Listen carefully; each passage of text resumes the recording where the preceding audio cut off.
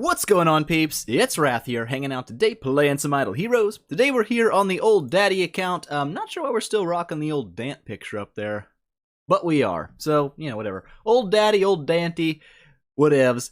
Today is a new event day, so we're going to go over and talk about them like we always do. If you're just here to hear about, like, the new hero, it'd probably be near the end, so you can just buffer your way to the end and watch there.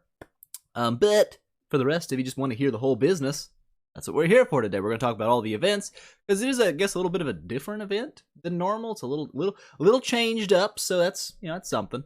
So anyway, to start things off, we've got the Matchmaker Campaign. Ooh, wake up, matchmaker. Time to set loving couples up. Apparently, this is like the Chinese Valentine's Day. I guess it makes sense. You know, every country probably doesn't have the same Valentine's Day. So this is when they do theirs. It's called the Quixie Festival or something like that. I don't know. I'm not, like I said, I'm not Chinese.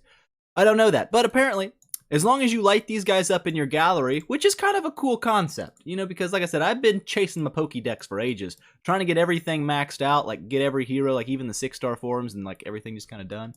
10-star forms take forever. Don't get me wrong. It's like ridiculous. But, you know, getting all your 5 stars and 6 stars done, just, I don't know, for completion's sake, something I've been doing, but it actually finally has a use in this event. So every time you've lit a hero up in your hero gallery, you'll get the corresponding rewards. So if you get a Lutz and an Emily, which isn't very hard to get, boop, you get some Gimages, Cthulhu and Queen, you get 10 heroic scrolls, which isn't bad. Obi-Wan and Hart Watcher, match made in heaven, I guess. You get 5 orbs, not bad. Horus and Shia, that's kind of a weird pairing. Not 100% sure why that's a thing, but it's a thing. You get 2-piece 5-star gear, then Belrain and Valentino. They make a cute couple, I guess. You get the other 2 pieces. Down here, the one thing I actually don't have is I've never gotten an Ada on this account. You get an orange artifact from it, so that's something. And then Aspen and Amun-Ra, they make a good couple too, you know what I'm saying? They work together. You get an elite 5-star hero. So this right here is actually a completely free loot. Like, there's no prerequisites, you don't have to really do anything. It's just stuff you've already got unlocked just gives you free things. And this is the kind of stuff that when it comes to like a special event like the Valentine's Day or whether it be anniversary or whatever, these are the kind of things they ought to throw in when it's a big special event, is give away free stuff. That's kind of the nice thing about big events. That's what really kind of made me a little upset, I guess you could say, about the anniversary event, is that the anniversary event, instead of giving people things like really well for free, it actually charged people more than normal for the normal events. And I was like, that's kind of scummy. You know, like I said, you advertise a big event and then it's like, oh, give us more than normal for it. It's like, really? It's not that big of an event. But this is how I think it should be done if you're going to do a bigger event. Give away stuff for free to everybody just for having something. And that's what this is, so that's really nice. Moving down, we have the Dreamy Wedding. This is essentially just for spending monies. Once you get to 30 bucks, you get an Emily, which nobody uses Emily literally at all. She didn't get reworked or something, did she? No, she's still the same Emily she always been. So she's total garbage. Like, there's no reason to get her. And, you know, Hart Watcher skin, she's married now. She's getting married. It's a thing. Gives her some damage reduction, some crit and attack. Not a bad skin, I guess you could say. It's not like an ugly skin or anything. She just looks a little evil. She's like the most evil wedding lady ever. But 30 bucks, pretty much just for a skin. If you're going to spend money anyway, it's just a nice little bonus on top, I guess you could say. But to spend just to get these, not really worth. It'd just be something you picked up on accident. Cupid's Blessings. More money stuff. Okay, so in this one here, it's a $50 package. Now, I know some people always, oh, it's stupid to spend money. I would agree with you. It's not the smartest thing to spend money on mobile games. However, if you're going to do it, you got to compare it to what else you're going to get normally. So for 40 scrolls, for $50 is actually on par with the value of the biggest package. So, the biggest package. Stop it, okay? You stop that right now. Anyways, you get 80 scrolls for $100, so when you get 40 for 50, it's the exact same kind of ratio, so it's still a really good scroll to dollar ratio, but you also get 10 orbs tacked on top of it, and an Oberon skin, which looks kind of like the Monopoly Man, but he holds a gem, and it's kind of cool. So I'm okay with it. Plus, you get the normal 2,500 gems that come with a $50 purchase. So overall, for $50, it is a pretty on-spot like deal, I guess you could say. If you're going to spend 50 bucks anyways, this is a better deal than just spending $50 in, like, I don't know, like the $10 packages or whatever. So, with that said, moving on down. This is still going. There's nothing new there. There's no You know what this is, okay? Moving down. Value packages. We already looked at them. They're the same as always. Nothing is different. The best value is here, and as you go down, the values get increasingly worse. Yeah, simple stuff. Hero Lottery. This is the new hero. Fun fact, she's the only hero that faces away from the player. Every other hero in the deal, boop, if you look over here, they all face towards you, like with their eyes angled towards you. She is the only one that actually, oops, I don't have one yet, actually angles away and looks like off into the distance. So, there's that. One thing different about her, and she goes, yeah. She got a little twitch in her wings back here. See, she's a little cold, I guess, around that fire. I don't know, she's weird, but whatevs. We'll talk about her shortly. Hold on to your butts, we'll get there. Promise, it'll be a thing. Summin Prizes. Now today, you're gonna be a little happy if you love LUTs. If you don't love LUTs, it's the same event it always is. So, what you normally get, as usual, from your first 3 tiers of loot, you're going to get your 30 heroic scrolls back. So really, it doesn't take 500 scrolls to complete a heroic summon event. It takes 470 because the game gives you 30 back. Still, it takes a buttload of scrolls. So, I mean, I'm not trying to take that away from it. It's still stupid expensive. But if you make it through the first 3 tiers, you also get 10 profit orbs. And if they're holding true to how the events used to cycle, where you'd go, because I expected this week to be item exchange, to be honest. That's usually what chases the wishing coin event. But they jump back to heroic summon, and if next week they throw item exchange, that'll kind of blow one. Usually orbs come after heroic summon because the new hero gets added to the orb pool, and then you can go through and try to get new heroes through replacements and stuff like that as well. So that could be a thing next week. Just be ready for it in case. If not, then, well, don't worry about it, obviously. But instead of getting your normal loots here, you also get a LUTs at 200, which isn't like a super big deal. He's LUTs. No one uses LUTs. It's sad because he's like the face of Idle Heroes. Like, he ought to be at least something, like, or at least change the face of Idle Heroes to someone better. Like, why is this the face of Idle Heroes? No one uses him. He's Garbo. But anyways, as you move down, the rewards, again, stay very normal. The only difference being that you get a LUTs at 200 now, and then you got Nikita at the 400 mark, 500 for the relics, and then repeat for a total of 4 times.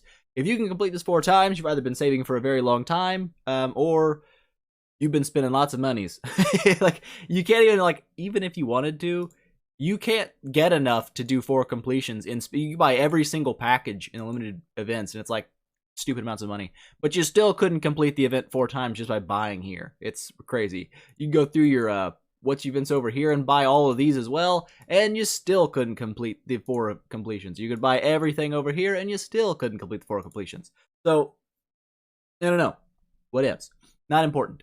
Moving down, the Hero Exchange event. We've got 3 heroes on the altar now. We've got an Aspen, who is awesome. Everybody loves Aspen because he looks cool. We've got Obi-Wan, who doesn't look quite as cool, but he still is useful in PvP. And then Hart Watcher, who is, you know, arguably, but not really arguably, like the best PvE support you can ever build. With that said, what do they cost? Weep, beep, over here, up in here. You got 6,500 for the Aspenator. Makes sense. He is a dark hero, and he's also super awesome. Oberon, 5,500, and Hart Watcher at 5,000. So, if you do need a Hart Watcher for a newer account and you're trying to get, you know, your best boss damage out, you're going to have this lady. I have a Hart Watcher on all 3 of my accounts because, like I said, when you're doing boss damage, there is no substitute for a Hart Watcher. She is the best support for PvE, and you just need one in your life. She's great. So anyways, with that said, there's your heroes here. Now let's talk about what we've got in. I guess we can talk about these guys real quick because we're already here, like I said. And Nikita will be like the last thing we talk about. So just, there you go. So Aspen, if you guys don't know what Aspen does, 1, he looks like a freaking beast. And he does big damage, and it's great. We look at him at 10-star form because they look cooler at 10-star than 5-star. 5 stars are peasant forms. We're going to go to 10-star form. Aspen, come here. I hate it when they do that. When you swap back and forth, it takes you back to stupid Shadow. No one wants to look at Shadow. I'm looking for Aspen. There you go, Daddy Aspen. Amazing. Okay, Aspen's awesome.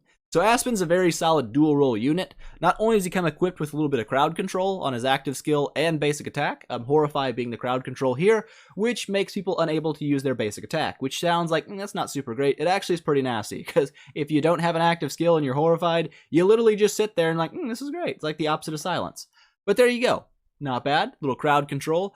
But also, he builds up attack and crit damage with his basic attack, but both his basic attack and active skill give him a shield which boosts his control immunity and damage reduction. So the more shields he gets put on, the harder he gets to kill, and he becomes impossible to stun, freeze, petrify, all that jazz.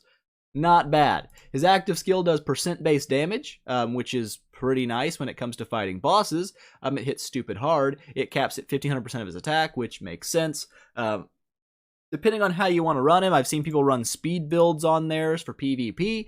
I prefer a crit-based build for PvE.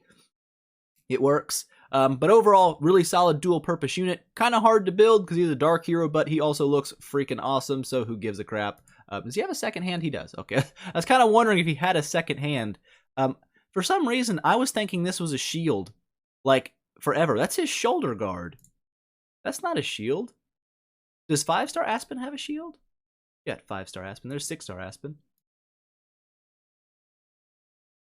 I'm confused. My whole world has been turned upside down right now. For some reason, ever since I saw him, I thought this was a shield he was holding up. It's not. It's just his shoulder guard. Well, would you look at that? You learn something new every day. That's Aspen. Moving on. Obi-Wan Kenobi. Where are you at, bud? There you are. Look at him just wiggle that hand. Obi-Wan. Okay, this guy, pretty much only for PvP, but also, as any PvP hero does, he does kind of transfer over to Tower of Oblivion and stuff, mildly well. His big thing is twines. He'll seed people in the next turn, the twine sprouts, so it allows him to crowd control people that are faster than him, and it also allows him to crowd control people who are immune to being stunned, like Faithblade and Valentino. It does get around that. It also gets around things like the Candy Cane artifact, which keeps you from being stunned. This is a different form of crowd control, but also when people get twined, he like poisons them and stuff.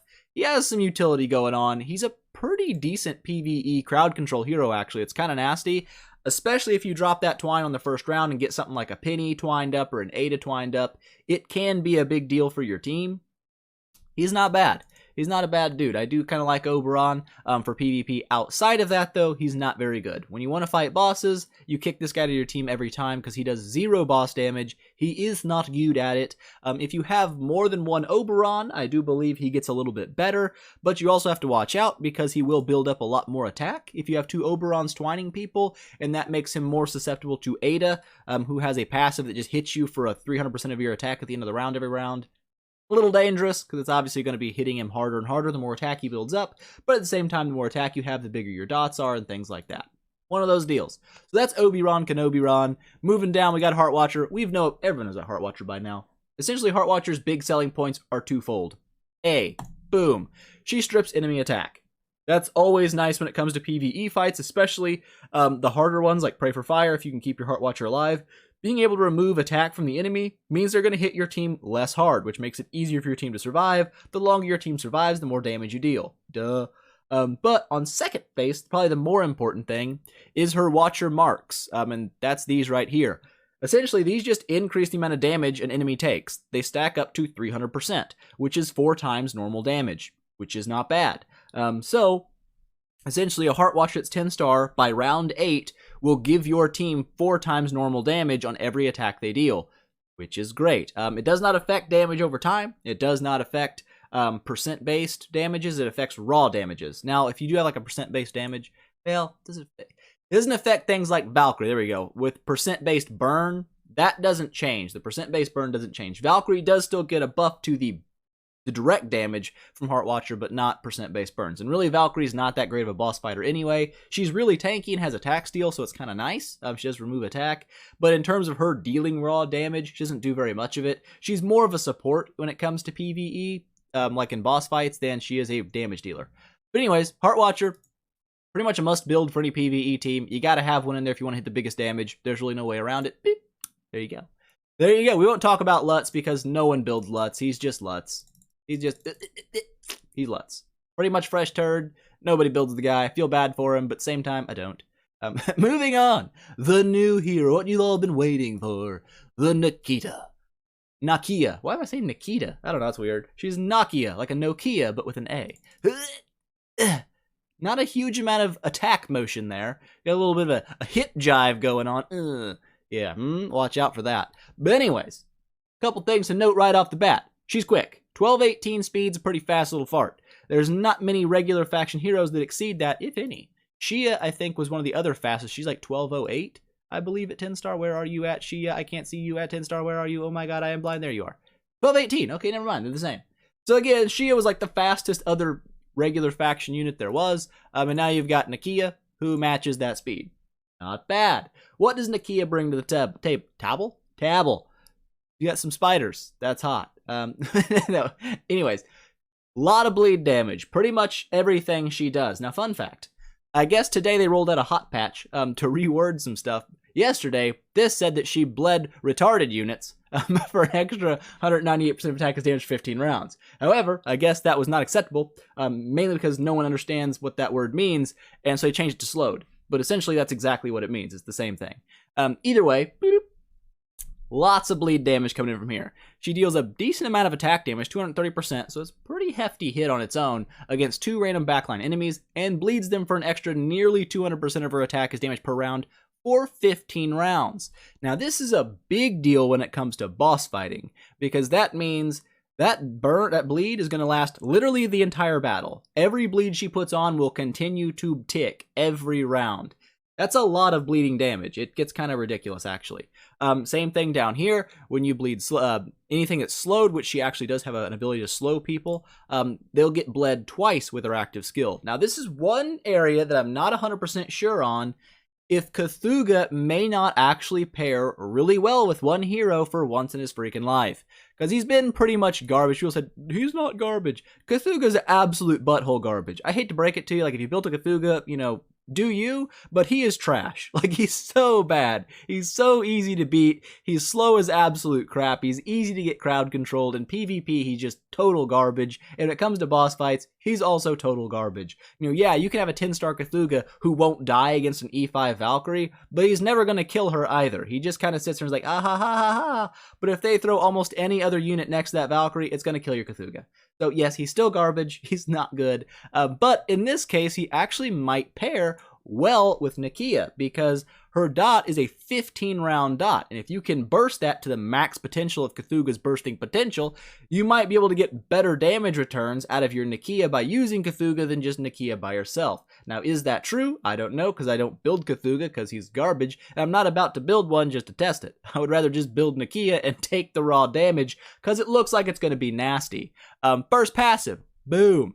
Bunch of passives coming in here. Just a raw 35% attack boost, which brings her to 35,000 base attack. It's a pretty high amount of attack. It's not bad, especially for a dot-based hero. For perspective, Bloodblade over here used to be the king of dots when it came to doing damage. He's at 28,000, so she's quite a bit heavier on the dots than he is, with quite a bit bigger attack.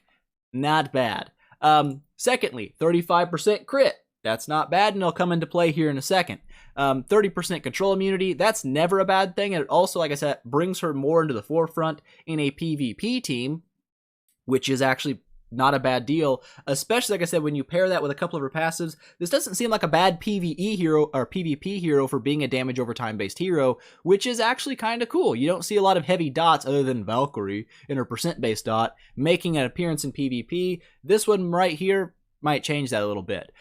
30 speed, obviously, is what makes her so stinking fast, and she also does plus 80% damage to bleeding targets, much like Bloodblade, but with her damage and stuff being much higher, she's going to hit a lot harder with this, and that's kind of nice, because like I said, with 15-round bleed, she's going to have uptime on this literally forever. Like, it's never going to go away, and that's nasty. Next passive, her basic attack bleeds all backline enemies for an extra 100% of her attack as damage per round for 3 rounds, and reduces them by 30 speed. Being that she's stupid freaking fast, if you build her for speed in PvP, you can essentially nerf your enemy's speed in the back line round 1. Like, the entire enemies will be 30 speed shorter at round 1. And you say, is that really important? Actually, yes. Depending on what's in that back line, that can be a big difference for your team. Having a faster team than your enemy in PvP is pretty much always advantageous, because it gets you to drop your skills and everything first. It means they're the ones that are going to be receiving crowd control and stuff before you do, and it just gives you the upper hand. So that's actually a really nice passive for PvP, but also at the same time, it's good for PvE, because when her basic attack bleeds backline enemies, if you're fighting broken spaces, there's going to be 2 enemies, and they're all in the back line, or front line, depends on, because there's only 2 of them. And in Pray for Fire, the actual backline enemies are 2 instead of 1 in the front line, so it's actually better there as well. But you get the extra bleed there for bosses, and you get the speed reduction for PvP, which isn't bad. The final passive here, on her active skill or basic attack, it bleeds all bleeding enemies, so if they're bleeding and she has an active skill or basic attack, everyone who is bleeding just gets another bleed put on them, which is nasty. Another 100% of her attack is damaged for 3 rounds. If it's a crit, then it bleeds them all again. So they get an extra 100% of her attack damage per round for 3 rounds.